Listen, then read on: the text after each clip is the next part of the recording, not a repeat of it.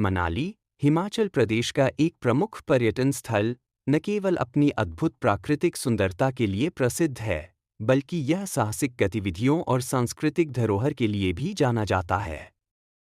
यहाँ की बर्फ से ढकी चोटियाँ, हरे भरे घाटियाँ और सुथरी नदियाँ पर्यटकों को अपनी ओर आकर्षित करती हैं। मनाली में स्थित रोहतांग पास और सोलंग वैली जैसे स्थानों पर आप स्कीइंग, पैराग्लाइडिंग और ट्रैकिंग जैसी गतिविधियां कर सकते हैं, जबकि पुराने मनाली में आप स्थानीय जीवन, संस्कृति और प्राचीन मंदिरों का अनुभव कर सकते हैं। मनाली की विशेषता उसकी विविधता में है, जहां एक ओर आप शांतिपूर्ण वातावरण में ध्यान और योग कर सकते हैं, वहीं दूसरी ओर रोमांचक गतिविधियां भी आपकी यात्रा को खास बना देती हैं। यहाँ का स्वादिष्ट भोजन, जैसे कि मोमोज, थुक्पा और साइडर, स्थानीय संस्कृति का अहम हिस्सा है। मनाली का मौसम भी अपनी खासियत रखता है। सर्दी में बर्फबारी और गर्मी में ठंडा मौसम, दोनों ही अपने आप में आकर्षक हैं।